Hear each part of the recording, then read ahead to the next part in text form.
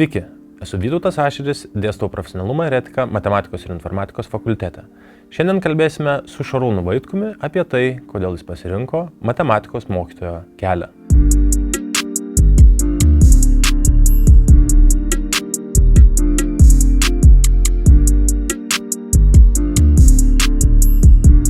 Kai jau atėjo tą akimirką suvesti tuos pasirinkimus, kur aš noriu stoti, tai pradėjau klausyti savo tiesiog širdies balso ir ką jisai man sako. Aš galvojau, ar tikrai aš noriu 11 metų praleisti mokydamasis medicinos ir dar taip ne iki galo užtikrintas, ar mane tas sritis traukia, o galbūt man reikėtų eiti su savo tą meilę matematikai ir toliau žiūrėti, kur man tai nuves.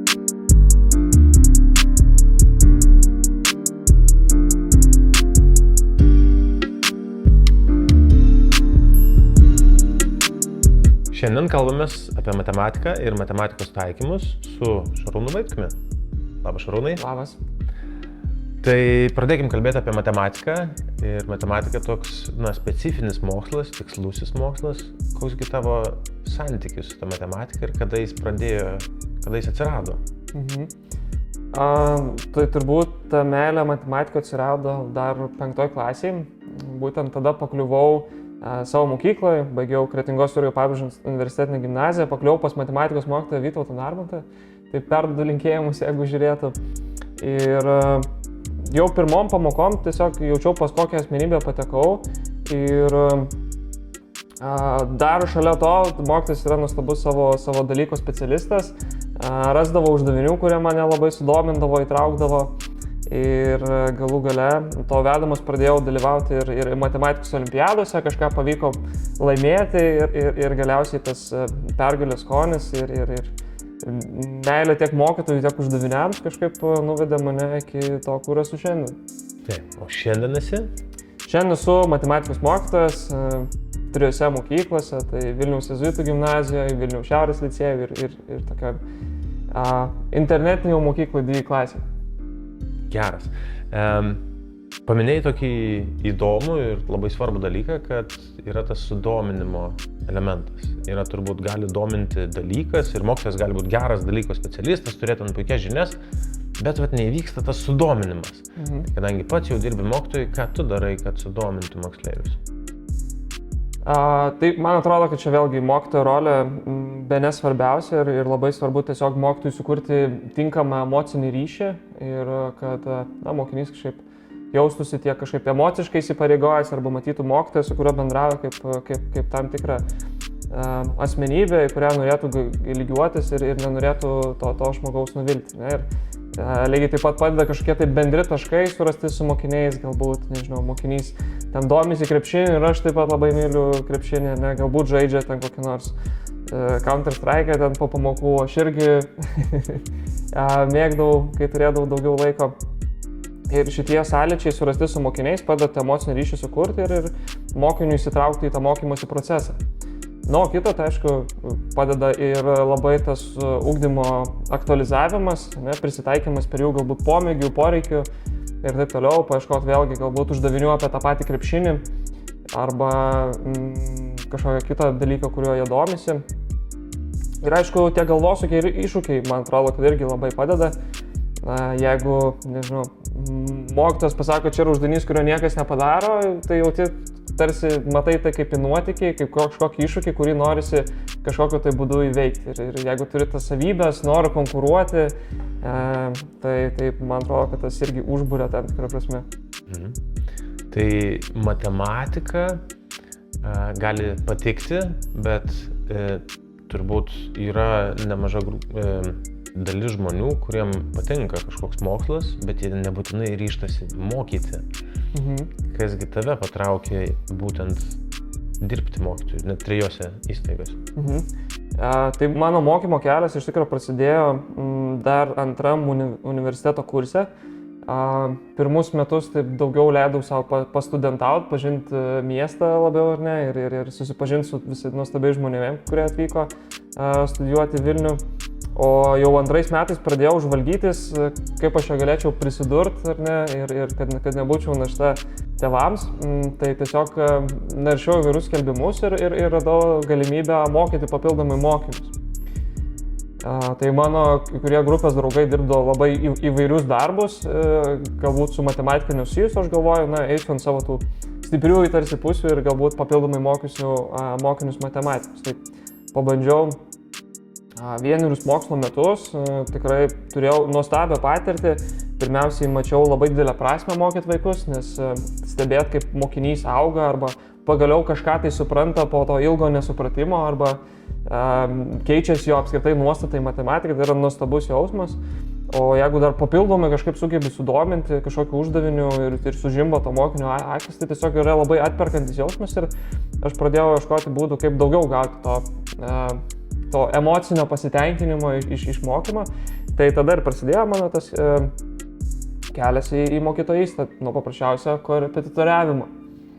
Geras, labai smagu klausytis to tokio, kad darbas teikia pasitenkinimą ir taip noris, kad visiems tai būtų. Tai, kaip tas gyvenimas veikia, būni mokykloje, mokais, kas ten būna olimpiadose, kas nebūna, tada praeina kažkiek laiko ir tada dirbi. Ir, dirbi pats mokytoju, tai toks apsikeitė rolės, bet viduryje šitų 2 etapų yra universitetas. Tai mokais matematiką ir matematikos taikymus, tai pamėginkim praleisti tame šiek tiek laiko. Kaip tu tą pasirinkai specialybę, ko tikėjais ir ką gavai? Tai pirmom dienom, pamenu, kai lankiau paskaitas, truputį pradėjau mąstyti, ar man tikrai taip visą tą laiką patiko matematika, o galbūt mane žavėjo visgi mano matematikos mokytojas ir tas ryšys, kurį turėjau su juo, buvo tiesiog toks stiprus, kad man tiesiog patiko mokytis matematikos. Ir dėl to man buvo toks truputį šokas, iki šioliai mes mokydamas mokykloje, ten, sakykim, 30 mokinių klasėje ir ten turiu nuostabų santykių su mokytoju, kalbos apie tam tikrus dalykus, o tada ateini į paskaitas ir kartais 50 kitų studentų minioje tas mokymas buvo toks sunkus ir buvo iš pradžių sunku prisitaikyti. Bet po to, vėlgi, besimokydamas atradau kitus džiaugsmus, kiek daug vėlgi studentų iš visos Lietuvos, kokią įvairovę žmonių subūrė ir tiesiog pradėjau ieškoti kažkokių tai privalumų ar tai paprasčiausiai smagių dalykų tame mokymosi procese, į ką virto ta mokyklinė matematika perėjus į universitetą. Tai, bet kuriuo atveju ta mokymosi patirtis buvo unikali ir galiausiai pripratau ir džiaugiausi visais procesais. Jo, tas turbūt nemažai ir čia turbūt svarbu perduoti tiem, kas mūsų žiūri ar mūsų klauso, kad gan dažnas yra toks dalykas, kad kai atvykę moksleiviai ir tapę studentais turi to nustebimo momento. Vienas iš dalykų, kodėl įrašinėjom tokius video kaip šis yra, kad kažkiek to nustebimo sumažinti. Kokie dalykai labiausiai patiko, gal nepatiko kaip tik? Tai kadangi aš visada buvau iš esmės įnikęs į matematiką, tai ir tie taikymai man buvo galbūt ne tiek jos koncentruodavus mokyklai, kiek man patiko pati gryna matematika, o studijuojant matematikos ir matematikos taikymai, tie taikymai yra neišvengiami. Ten atsiranda, sakykime, kokia nors mechanika ar ta pati fizika, ar ne, ir būdavo gal sunku iš pradžių tose taikymų sultyse gyventi ir nebepasiduoti tai grynai matematikai. Čia toks įdomus dalykas, gal ne visi, aš pagavau, kad ir pats nebūčiau taip gebėjęs paaiškinti, iki kol nepasakei. Matematika ir matematikos taikymai, tai turbūt reikia suprasti taip, kad yra ta grynoji matematika, kur ten ar algebra, ar geometrija, bet tai yra tokie grynasis dalykas. Taip. O tada taikymai, tai tada jau ten imi ir, pavyzdžiui, matematinės fizikos lygtis. Taip. Ir tenai bandai modeliuoti jau tikro pasaulio problemą matematikos lygtimis ir kažkaip, arčiau pasaulio atsirasti. Taip. Ir tu sakai, tau ta antra dalis buvo mažiau įdomi negu pirma, ne? Jo, nežinau, kaip čia taip sutapo, gal dėl to, kad įprastai tose pačiuose olimpiadiniuose uždaviniuose, kuriuose spręsdavau tų realių kontekstų, netiek daug būdavo daugiau grynos matematikos ir galbūt ne tiek mokyklai dar besimokydamas domėjausi, sakykime, fiziką ar kitais socialiniais mokslais, su kuriais būtų galima sieti tą matematiką, todėl man šiek tiek buvo galbūt neįprasta ir Ir labiausiai patiko vėlgi ta grynoji matematika ir ką iš jos galėjau pasimti. O kaip, kalbėjom trumpai prieš tai, bendrabutį gyvenai, ne? Taip. Kaip tas gyvenimas bendrabutį? Kiek yra studentavimo, kiek yra studijavimo? Tai pirmaisiais metais studijavimo turėtų būti daugiau, mano atveju kalbant, ne, nes vis tiek pirmi metai, pirmos studijos, tai atrodo, norisi taip rimtai pasižiūrėti ir nuo pat pirmų dienų kažkokį turėti tempą ir jį nuolatos palaikyti, bet iš tiesų man kaip atvykusiam iš mažesnio miesto, tai man labai norėjosi pasidžiaugti tokiu dideliu miestu ir galimybėmis, kurias atveria pats Vilnius ir jame pagyventi, jį pažinti ir kartu susipažinti su iš visos Lietuvos atvykusiais žmonėmis, nes kaip žinia, Vilniečiai rečiau gyvena bendrabučiuose ir ten susirenka mokiniai, studentai iš visos Lietuvos. Tai tie pirmi žingsniai bendrabučio koridorius tai buvo labai nedrąsus, nes atvažiavau visiškai vienas, nieko nepažinodamas. Ir iš tiesų buvo nemažai tos baimės, kaip čia man seksis pritapti, nieko nepažįstam, bet labai greitai patekau į tokį bendrabučio bloką ir ten labai sėkmingai 1 metus pragyvenau ir ten prisiminimai, ne, ką aš iš ten turiu, tai nežinau, net ne viską galiu pasakoti, ne, dar turint omeny ir tai, kad esu pats mokytojas ir galbūt mano mokiniai kažkada klausysis, tai dar bijau, kad nėra pakankamai laiko, kad galėčiau tam tikras detalės studentavimo atskleisti. Tai dabar, man atrodo, pirmakursiai dar būna ne 20 metų, tai ten kurių produktų jie įsigyti net negalėtų Taip. dabar jau. Taip. Grįžtam kažkiek prie tavo veiklos dabar. Dažnai būna žmonės baigę matematiką ir matematikos taikymus, įsidarbina ne srityje, kuri susijusi tiesiogiai su matematika, bet netiesiogiai susijusi su matematika, pavyzdžiui, IT, finansai, draudimas. Pats pasirinkai visiškai gryną matematikos kelią, gal kažkiek papasakok apie šitą sprendimą. Jo, labai gerai pastebėjai, nes aš dabar irgi pagalvoju, kai pagalvoju apie savo grupės draugus, bendrau gal pakankamai seniai, jau reikėtų matyti to susitikimo, bet iš to, ką pamenu, tai mes pasiskirstėm labai skirtingose sferose, kas programuoti, IT sektorių, dirbti su finansais, kažkas toliau rinkosi matematiką. Ir šitoje vietoje rinkdamas aš vėlgi ieškojau savo stipriųjų pusių, galbūt nenorėjosi pusę kojos kažkuria tai sritį rinktis, tiesiog pajutau, kad su turimomis matematikos žiniomis, su jau kažkokia sukaupta patirtimi mokant mokinius, su mano ankstesnė olimpiadinė patirtim, kad aš noriu visgi ant savo stipriųjų savybių statyti visą pagrindą ir pagalvojau, kad galėčiau būti gerų savo dalyko mokytojų ir dar papildžius tam tikrom savybėm gal tapti kažkuria diena ir puikiu tokiu specialistu.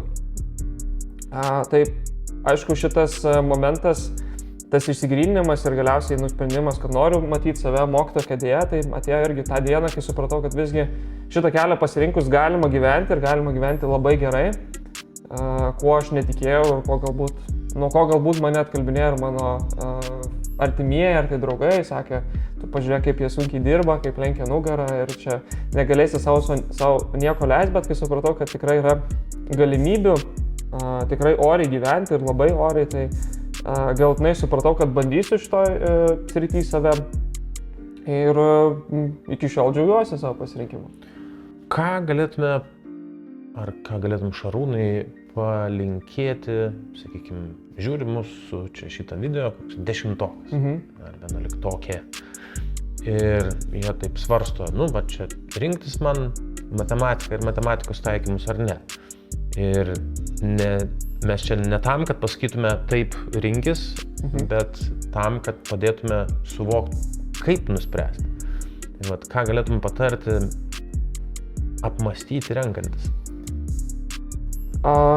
Tai aš jaučiuosi, kad irgi daugybę pasirinkimų gyvenime padariau tiesiog pabandęs vieną ir kitą sferą. Nėra taip, kad aš iš karto atėjau ir pasakiau, kad būsiu matematikos mokytoju ir kažkokių kitų opcijų netgi nesvaršiau. Tai man labai vėlgi buvo svarbu pažinti save ir suprasti, ko aš noriu.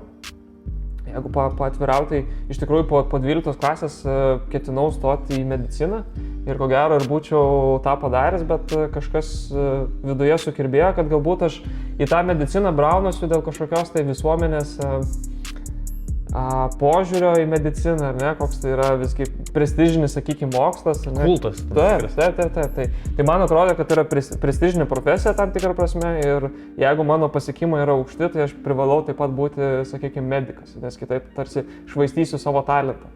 Bet vėl tam pačiam suolė sėdėdamas, kai jau atėjo tą akimirką suvesti tuos pasirinkimus, kur aš noriu stoti, tai pradėjau klausyti savo tiesiog širdies balso ir ką jisai man sako. Aš galvojau, ar tikrai aš noriu 11 metų praleisti mokydamasis medicinos ir dar taip ne iki galo užtikrintas, ar mane tas sritis traukia, o galbūt man reikėtų eiti su savo tą meilę matematikai ir toliau žiūrėti, kur man tai nuves. Tai matematikos ir matematikos taikymų programa man pasirodė kaip galimybė pasižiūrėti, kokiom kryptim ta matematika gali nuvesti. Kaip ir minėjau, mano grupės draugai labai skirtingose srityse dirba ir aš jaučiau, kad aš turėsiu galimybę labai daug ir skirtingų sričių besimokydamas išbandyti. Galbūt man pakeliui suprasiu, kad man patinka finansai, galbūt programavimas, galbūt tuo pačiu mokytojų keliu noriu keliauti.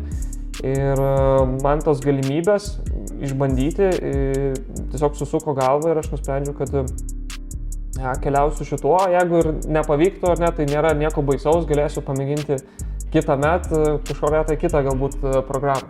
Gal čia toksai svarbus momentas mūsų klausantiems, kad mokyklai, kai mokais, taigi ten tas balas kaip vyksta. Tu ten būna kontroliniai, būna namų darbai ir tu taip nuolatos pakšt po pažymiuką. O universitete kaip matematikos ir matematikos taikymuose buvo kažkokio balo, kurį semestro metu gali surinkti, bet vis tiek turbūt didžioji dalis sesijoje. Šiaip man irgi patiko šitas momentas, kad jau galėjo ateiti ko gero į daugumą egzaminų, jau juos iš anksto būti išlaikęs. Tai kadangi čia yra pagrindinis kriterijus, norint po to perėti ir mokytis kitam semestre ir baigti tą programą, tiesiog išlaikyti egzaminus, tai tas atnešdavo nemažai ramybės ir leisdavo to pačiu nuosekliai mokytis tų dalykų, kurie bus atsiskaitimi. Nes jeigu, sakykime, yra problemų kažkokiu tai su lankomumu, ar ne, ir nėra kažkokių tarpinių atsiskaitimų, kuriems nuoširdžiai ruošiam arba nuosekliai mokomasi, tai po to 6 egzaminus per vieną egzaminų sesiją išlaikyti ir jiems pasiruošti, reikia labai daug energijos, pastangų ir vidinės motyvacijos.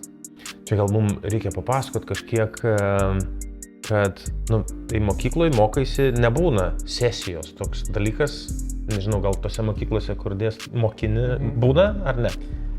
Aš stengiuosi dabar, vėlgi, perėmiau kai kurios dalykus ir iš universiteto savo mokyme, tai labai gerai paėmė tokius kontrolinukus, kuriuos mes rašydavom per algebros ar tai skaičių teorijos paskaitas, kurie vėlgi būdavo sudedamoji dalis to galutinio įvertinimo. Tai aš jaučiu, kad tai mane galbūt irgi paskatino ruoštis kiekvienai paskaitai ir ugdyti vėlgi tą nuoseklų mokymąsi, kuris yra labai svarbu užtvirtinti tiesiog laiku tam tikras žinias. Tai šito aš irgi po truputį diegiu ir mokyklose, kad mokinys vėlgi ruoštus kiekvienai pamokai, galbūt jam mainai sumažinu krūvį, galbūt tenkant kažkokį tai namų darbų ar papildomų uždavinių, bet svarbiausia, kad jis būtų išnagrinėjęs praėjusios pamokos medžiagą ir ateitų į pamoką pasiruošęs. Taip, o pažymį kaip renkasi?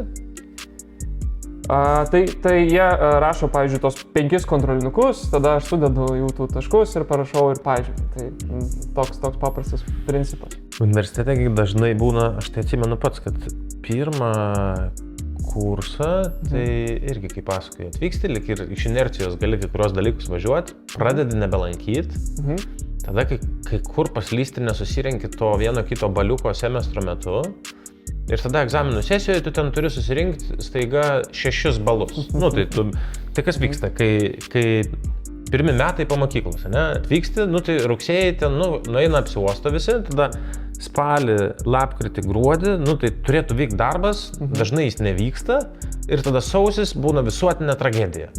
Gal ne visuotinė, bet tragedija daugam. Nes, tai reikėjo atsidžiaugti, ir pats sakei, kad reikėjo, kažkaip čia susipažinti su to Vilnium. O tada sesijos metu vyksta neproporcingai daug darbo. Ten per 4 mėnesius susirenki turbūt kokį 30% nuo viso savo būsimo suminio balo, o tada sesijos metu kokį 7%. Ne? Panašiai? Taip, panašiai tokia patirtis irgi buvo. Su matematikos taikymu aš apskritai galiu irgi visiškai surelatinti, susitapatinti su šito pasakojimu. Iš tikro buvo iš inercijos atvažiuota ir atrodo, kad čia nelabai gal bus kas ir veikti. Ir dėl to ir linkiu studentams bent jau nepraleis paskaitų, nes ten yra ta pagrindinė žinių vieta. Ir pagrindė yra jaučiamas pulsas ir labai svarbus nuoseklumas. Ir ta galbūt kartais atrodo tarsi per prievartą, bent jau atrodo tai pirmais metais, kad per prievartą mums perša šitos dalykus, bet iš tikrųjų čia yra labai svarbus momentas ir gyvenime nuosekliai ir nuoširdžiai mokytis tų dalykų, tam, kad būtų tiesiog galų gale kažkoks tai pasiektas geras rezultatas. O tai rašai rimtai ten paskutinę, iki pat galo nežinojai? Aš iki pat galo planavau stoti mediciną, bet galiausiai, kai reikėjo rinktis, tai vedžiau tik tais 2 variantus - matematiką VU ir matematiką kitam universitete. Ir viskas, ir to apsiribojau, žinau, kad ko gero įstosiu pagal ankstesnius stojimo rezultatus ir įstojau ir atsidūriau tą. Tai ką galėtume palinkėti? Ką norėtume palinkėti mūsų klausantiem pabaigai? Jeigu studijuosit jau universitete, tai nepraleiskit paskaitų, ne? Ir tai yra pagrindinis pamatas žinių ir pagrindinė vieta, kur įgyjat žinių ir tada paprašiau yra ruoštis ir visiems atsiskaitimams ir jausti bendrą pulsą visų paskaitų ir to, kas vyksta universitete, o palinkėti vėlgi, palinkėsiu ieškoti savęs ir svarbiausiai nebijoti klysti, nebijoti pasirinkti kažkokio galbūt netinkamo kelio, nes vėlgi tas pasirinkimas nesusiję jūsų jokiais būdais nesusaisto visam gyvenimui toje kryptyje dirbti, mokytis ir būti. Dėkui, Šarūnai. Ačiū labai.